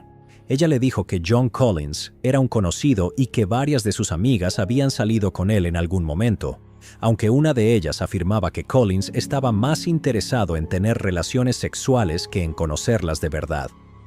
Lorraine entonces lo refirió con Linda Campbell, una amiga suya que estaba saliendo con Collins en ese momento. Linda también confirmó que Collins estaba más interesado en sus motocicletas que en ella, y que a menudo la llevaba a pasear por carreteras solitarias en los alrededores del pueblo. Luego le dijo al oficial Mathewson que, después de que el psíquico Peter Hurkos llegó al pueblo, Collins se había mostrado particularmente interesado en conocerlo, pero que luego de hablar con él unos minutos, lo desestimó como un payaso. Citando sus palabras, John dijo que esperaba obtener algo de información interna del psíquico. Hurkos no habló de los asesinatos, pero aún era entretenido de ver. Linda le proporcionó al oficial Mathewson una foto de John Collins y luego él recorrió el pueblo preguntando a los testigos si ese era el hombre que habían visto con Karen Bateman ese día. Ellos confirmaron que sí lo era y el oficial Mathewson presentó su informe esa misma tarde. Esa tarde del sábado, una pareja reportó que el cuerpo de una mujer desnuda yacía al fondo de un barranco, no muy lejos de la entrada de su camino. Lo único que llevaba puesto eran unas sandalias de cuero. En cuestión de minutos, el sheriff Douglas Harvey llegó al lugar y confirmó que el cuerpo probablemente pertenecía a Karen Sue Bateman, de 18 años. Debido a las graves lesiones en su rostro, tuvo que ser identificada mediante sus huellas dactilares. El Dr. Hendrick realizó la autopsia y explicó que Karen había muerto entre 2 y 3 horas después de su última comida, es decir, entre las 3 y las 4 de la tarde del 23 de julio. En algún momento le habían atado los pies y las piernas, y al igual que las otras víctimas, había sido brutalmente golpeada, dejándole moretones en los brazos, piernas y cuerpo. Su rostro estaba tan destrozado que uno de sus dientes frontales se había roto por encima de la encía. El Dr. Hendrick explicó que, a pesar de los golpes salvajes en la cabeza, la causa de muerte había sido estrangulamiento. Un periódico local más tarde describiría que Karen Sue Bateman había sufrido una muerte cruel y prolongada a manos de un asesino sádico. Ahora viene la parte más dura pero necesaria, así que prepárense. En algún momento durante el ataque, el asesino de Karen había metido un trapo amarillo en su boca, y después de que ella perdiera el conocimiento, le quemó la piel con ácido, posiblemente amoníaco. También había sido agredida sexualmente, y luego su ropa interior había sido introducida en su vagina, pero dentro de la ropa interior estaba la primera pista real que la policía había podido encontrar. 4 mechones de cabello rubio y marrón de aproximadamente 1 pulgada de largo que habían sido cortados con una máquina de cortar pelo en lugar de tijeras. Una vez más, el Dr. Hendrick informó que el cuerpo de Karen había sido movido después de su muerte y arrojado al barranco solo unas horas antes de ser descubierto. Mientras tanto, el fiscal asistente Williams leyó el informe del oficial Mathewson sobre John Norman Collins. Los registros mostraban que lo habían interrogado poco después del asesinato de Joanne Schell. Él era quien había estado burlándose de su compañera de trabajo con los detalles de lo que le había pasado a ella. Entonces, el fiscal asistente Williams determinó que John Norman Collins era ahora el principal sospechoso. Al día siguiente de que el fiscal Williams lo declarara sospechoso, la policía comenzó a investigar más a fondo su pasado, y no encontraron mucho. Él había nacido como John Norman Chapman el 17 de junio de 1947 en Riverside, Ontario, Canadá, hijo de Richard y Loretta Chapman.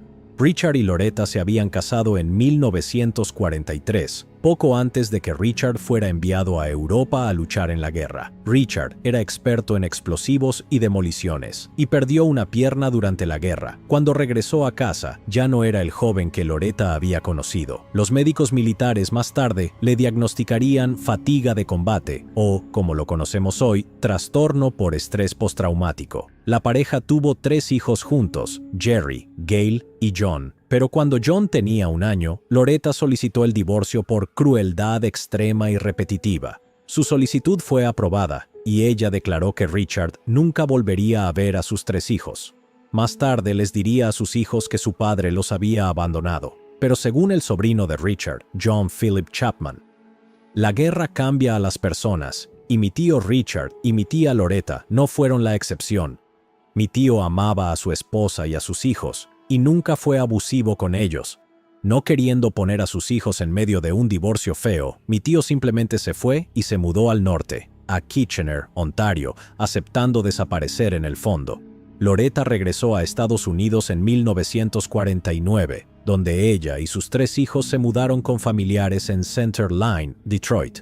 Trabajó como mesera para mantener a su joven familia, y en 1952 Loretta se casó con un mecánico local llamado William Collins. William adoptó legalmente a los hijos de Loretta y cambiaron sus apellidos a Collins.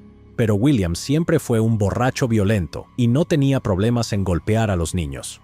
Loretta lo dejó en 1965 y se divorció de él un año después. Según un amigo de la familia, Loretta lograba llegar a fin de mes y proveer materialmente para sus hijos, pero a un alto costo personal. Sus horarios de trabajo chocaban con sus responsabilidades en casa y se vio obligada a hacer el mismo sacrificio que la mayoría de las madres solteras trabajadoras. No siempre estar en casa cuando sus hijos regresaban de la escuela. Sabía el estilo de vida que quería y se partió el lomo como mesera para conseguirlo. Venía de la nada y no iba a dejar este mundo de la misma manera. Quería ser alguien con suficiente dinero para mantenerse y criar a sus hijos. Era tan dulce y amable, siempre dispuesta a ayudar a sus amigos. Los 3 hijos Collins asistieron a la escuela católica Saint Clement y se dice que Loretta presumía de lo bien que le iba a sus hijos en la escuela. John era un buen estudiante, estaba en el cuadro de honor y era un atleta destacado. Jugaba fútbol americano, baloncesto y béisbol. Además, era parte del equipo de lucha libre. También era un buen bailarín, se enorgullecía de su apariencia. Era encantador y atractivo. El Detroit News luego reportaría que John Collins era la imagen misma del chico perfecto estadounidense. En 1965, John Collins ingresó a la Universidad Central de Michigan con una beca de fútbol, pero pronto descubrió que no estaba al nivel de sus compañeros de equipo. Después de un año, se transfirió a la Universidad del Este de Michigan y estudiaba para convertirse en maestro de primaria. Se unió a la fraternidad Theta Chi, jugó fútbol intramuros para los Theta Chi y trabajaba medio tiempo en un puesto administrativo en el edificio McKinney Hall. Uno de sus colegas, Ken Rowe, explicaría después: «Era un tipo realmente agradable, el tipo de chico con el que dejarías salir a tu hermana. Era una persona abierta y amigable que no tenía problemas para conocer chicas». Pero poco después de mudarse a la casa de los Theta Chi, sus hermanos de fraternidad comenzaron a quejarse de que desaparecían cosas como palos de golf, rifles de caza, joyería y otros artículos que podían venderse fácilmente. Otro miembro de la fraternidad afirma que John robaba motocicletas, las desarmaba en el sótano, vendía las piezas que podía y tiraba los chasis en basureros por todo Ypsilanti. Algunos reportes indicarían después que era bien sabido que él y un grupo de jóvenes manejaban autos robados por Ann Arbor e Ypsilanti, robando cualquier cosa que pudieran. En 1966, John, de 20 años, fue expulsado de la fraternidad Theta Chi por no pagar cuotas y faltar a reuniones. John luego se mudó a una pensión con algunos amigos, donde había estado viviendo desde entonces. El 27 de julio de 1969, John Collins regresó a la pensión en Ypsilanti, después de pasar el fin de semana visitando a su madre en Center Line. Poco después, la policía apareció en su puerta y lo llevaron a la estación para interrogarlo. Según algunos reportes, estos oficiales no habían recibido el memo que indicaba que John era probablemente el asesino, así que no llevaban una orden de registro, solo lo llevaron para interrogarlo. Cuando John regresó, le dijo a su compañero de cuarto, Arnold Davis, que la policía lo sospechaba de haber matado a Karen Sue Beineman. Como miles de hombres habían sido interrogados en el último año por los asesinatos, Davis no le dio importancia y le dijo a John que estaban sospechando de mucha gente. La noche siguiente, Davis acompañó a John a la casa de su tío. La familia estaba de vacaciones y le habían pedido a John que cuidara de su perro. Como había hecho las últimas 2 semanas, John abrió la puerta del garaje, alimentó al perro y regresó al auto donde Davis lo esperaba.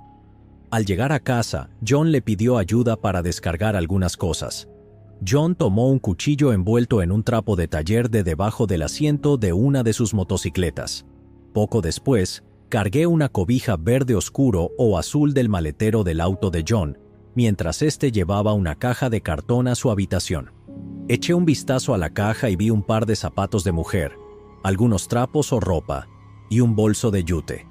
15 minutos después, John salió de la pensión con la cobija y la caja. Media hora más tarde regresó a casa sin nada.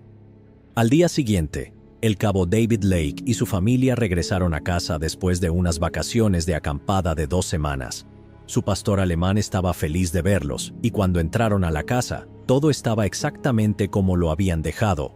Desafortunadamente, Sandra Lake había dejado una sandía en el refrigerador y ahora estaba toda blanda y asquerosa. Su sobrino John había estado alimentando al perro mientras estaban fuera, y Sandra le había dejado una nota en la cocina diciéndole que podía comerse la sandía. La nota seguía ahí, y la sandía también, así que Sandra asumió que John no había entrado a la casa y no la había visto. Esa noche, mientras Sandra ordenaba la ropa sucia, notó unas marcas en el piso de la cocina. Ella había lavado y encerado el piso antes de irse de vacaciones, así que sabía que eran nuevas, pero no le dio mayor importancia. Bajó la ropa al lavadero en el sótano y ahí se dio cuenta de que alguien había pintado manchas negras grandes en el piso de cemento. Sandra metió la ropa en la lavadora, subió y le preguntó a David si él había pintado el piso. Él dijo que no. David la siguió al sótano y le pidió que revisara si algo más estaba fuera de lugar. Sandra se dio cuenta de que faltaba un frasco de amoníaco y una caja grande de detergente que usaba como basurero. Suponiendo que John debió haber estado en el sótano, los Lake llamaron a su apartamento, pero no contestó. Decidieron llamarlo al día siguiente para preguntarle. A la mañana siguiente, el cabo Lake fue a trabajar a la oficina central de la Policía Estatal de Michigan, donde el comandante lo llamó a su oficina. Ahí, el comandante le informó que su sobrino, John Norman Collins, era ahora el principal sospechoso del asesinato de Karen Beineman y que la policía lo tenía bajo vigilancia.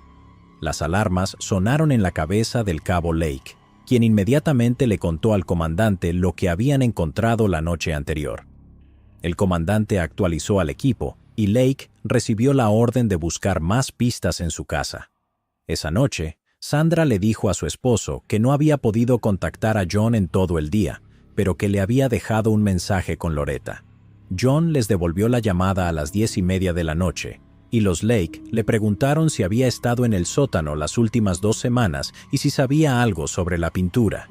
John negó haber entrado al sótano y dijo que no sabía nada de ninguna pintura. Al día siguiente, se decidió enviar a los técnicos del laboratorio criminalístico a inspeccionar la casa de los Lake y el cabo tuvo que decirle a Sandra que John podría ser un asesino. A las 11 de la mañana, el laboratorio criminalístico llegó y comenzó a revisar el sótano con lupa. Rasparon la pintura en aerosol y descubrieron manchas de color óxido en el cemento. El cabo Lake les explicó que eran restos de barniz de un proyecto que había hecho antes de irse de vacaciones, lo cual el laboratorio confirmó. Pero junto con las manchas de barniz, la policía también encontró manchas de sangre en el piso y en la camisa de un niño que colgaba en una cuerda del cuarto de lavado. Había arañazos y abolladuras en algunos tubos de cobre, y más tarde la policía sugirió que Karen Beineman había sido atada a esos tubos antes de morir. Encontraron un trozo de cable eléctrico que pudo usarse para amarrarla, y debajo de la lavadora había varios mechones de cabello rubio oscuro. El oficial Lake explicó que Sandra le había cortado el pelo a su hijo antes de irse de vacaciones. Siempre lo hacía en el cuarto de lavado, así que parte del cabello debió caer bajo la lavadora. La policía luego le explicó la importancia de ese cabello, y Sandra pasó el resto del día llorando en su habitación. Un día después, el 1 de agosto de 1969, John Norman Collins fue arrestado oficialmente por el asesinato de Karen Sue Beineman. Loretta Collins nunca perdonaría a su hermana por acusar a su hijo de ser un asesino. El arresto de John Norman Collins fue noticia nacional. El 2 de agosto de 1969, Robert Elmer Taylor, fiscal del condado de Monterey en Salinas, California, vio en las noticias los reportes sobre los asesinatos en Michigan. Mientras la periodista describía los crímenes de Collins, el fiscal Taylor notó que el asesinato de Karen Sue Beineman se parecía mucho a un caso reciente que la policía de Salinas investigaba. Roxy Ann Phillips, de 17 años, nació el 21 de marzo de 1952 en Nuevo México y creció en Milwaukee, Oregon. Estaba pasando el verano con la familia Cunas en Salinas. El 30 de junio de 1969 le dijo a la señora Cunas que saldría un momento para enviar una carta a casa y visitar a su amiga Nancy Albrecht. Cuando Roxy no regresó para las 6 de la tarde, la señora Cunas reportó su desaparición, sabiendo que otras 2 jóvenes habían sido asesinadas semanas atrás. La policía buscó durante 2 semanas hasta que encontraron el cuerpo de Roxy en el fondo de un cañón. Al igual que Karen Sue Bainman, Roxy estaba desnuda, excepto por las sandalias. La habían estrangulado con su propio cinturón y su cuerpo fue arrojado allí después de morir. Al entrevistar a su amiga Nancy, esta dijo que Roxy nunca llegó a su casa esa tarde. Nancy también contó que no tenían planes de verse, porque ella tenía una cita esa tarde con John de Michigan. Según Nancy, ella había estado caminando hacia su casa la tarde anterior cuando un auto se detuvo junto a ella. El joven se presentó y le pidió direcciones. Le dijo que él y un amigo acababan de mudarse a Salinas y que habían remolcado un tráiler desde Michigan. Nancy describió al hombre como alto, de unos 20 años, con cabello castaño corto. Vestía jeans Levi's y una camiseta, y manejaba un auto plateado. Los dos acordaron una cita para la tarde siguiente, pero él nunca apareció. La policía teorizó que John de Michigan podría haber estado en camino a la casa de Nancy cuando vio a Roxy caminando por la calle y la consideró un blanco más fácil.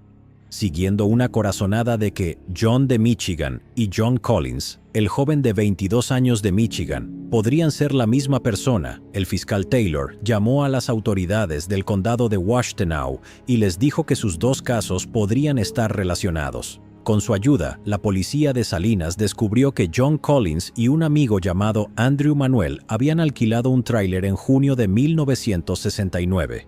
El tráiler nunca fue devuelto. La policía de Salinas lo encontró estacionado detrás de la casa de la familia Manuel. Silver Manuel les contó que su nieto Andrew y su amigo John habían llegado a finales de junio con el tráiler y luego lo abandonaron en un callejón cerca de su casa. Andrew Manuel ni siquiera tuvo la decencia de despedirse de su abuelo de 80 años antes de huir del pueblo con John unos días después. La policía inspeccionó cada centímetro del tráiler, pero no encontró nada. Había sido limpiado tan minuciosamente que ni siquiera quedaba una huella digital que lo vinculara a John Collins o a Andrew Manuel. Sin embargo, el equipo de investigación en Michigan pudo proporcionar a la policía de Salinas el número de placa de un Oldsmobile Cutlass plateado que John Collins manejaba en ese entonces. Determinaron que el auto había sido llevado a un taller en Salinas el 3 de julio. Los empleados confirmaron que el auto tenía un enganche para tráiler en ese momento, pero les pidieron que se lo quitaran. Uno de los oficiales que inspeccionó el lugar donde se encontró el cuerpo de Roxy reportó que había tenido una fuerte reacción alérgica a la hiedra venenosa que crecía en la zona. La policía interrogó a todos los médicos de Salinas y uno confirmó que, efectivamente, un hombre llamado John Collins había acudido a él para tratar una erupción causada por contacto con hiedra venenosa. La policía estatal de Michigan informó que encontraron manchas de sangre en el cinturón de seguridad del Cutlass, así como un trozo de tela roja bajo el asiento del conductor que coincidía con la ropa que Roxy llevaba puesta cuando desapareció. Aún mejor, durante un registro en la habitación de John Collins, encontraron un suéter marrón con vello púbico incrustado en la tela, en uno de los hombros. Se hicieron comparaciones con el vello púbico de Roxy y se determinó que probablemente coincidían. El 29 de septiembre de 1969, un gran jurado acusó formalmente a John Norman Collins por el asesinato de Roxy Ann Phillips. Las autoridades de Michigan estaban más convencidas que nunca de que habían capturado al monstruo que había estado acechando sus calles durante los últimos 2 años. La parte más interesante del juicio de Collins fue descubrir los métodos científicos que usaron para determinar si el cabello encontrado en la boca de Karen Bainman coincidía con el cabello hallado bajo la lavadora. Según el fiscal del condado de Washtenaw, William Delhay, solo pudieron vincular a John Collins con el asesinato de Karen Bainman. por lo que mientras preparaban su juicio por homicidio, los otros casos quedaron en espera. El juicio comenzó el 2 de junio de 1970 y duró hasta el 14 de agosto de ese mismo año, convirtiéndose en el juicio por asesinato más largo en la historia de Michigan hasta ese momento. El 19 de agosto, el jurado declaró a John Norman Collins culpable del asesinato en primer grado de Karen Beineman. Fue sentenciado a cadena perpetua sin posibilidad de libertad condicional a los 23 años y sus posteriores apelaciones fracasaron. Inicialmente, el senador Ronald Reagan insistió en que John Collins debía ser extraditado a California para enfrentar la justicia por el asesinato de Roxy Ann Phillips. Sus abogados sabían que las pruebas en su contra eran irrefutables y si era declarado culpable de ese asesinato, recibiría la pena de muerte. Lograron convencer a los legisladores californianos de que Collins tenía derecho a apelar su sentencia primero y que la decisión sobre la extradición podía tomarse después. Para 1972, la atención pública había cambiado y la orden de extradición pendiente fue cancelada. A pesar de haber intentado escapar de prisión 2 veces, John Norman Collins sigue entre rejas y ha sido mayormente olvidado por la comunidad del true crime. Esto se debe a que cuando comenzó su juicio en 1970, los medios nacionales e internacionales centraban toda su atención en el juicio de la familia Manson. Como resultado, el hombre conocido como el asesino de universitarias, el asesino de Michigan, el destripador de Ypsilanti y el asesino de Ypsilanti cayó en el olvido meses después de su sentencia. Es justo decir que nadie recuerda realmente a John Norman Collins, pero esto también significa que nadie recuerda los nombres o las historias de las 8 mujeres que solo son conocidas como las víctimas de los asesinatos de Michigan. Así que vamos a terminar este episodio recordando quiénes fueron: Mary Flesser, Joan Schell, Jane Mixer, Marilyn Skelton, Dawn Basom, Alice Callum, Karen Sue Beineman y Roxy Ann Phillips. Llegado aquí, ¿acaso no has visto este otro crimen? Yo no me lo perdería,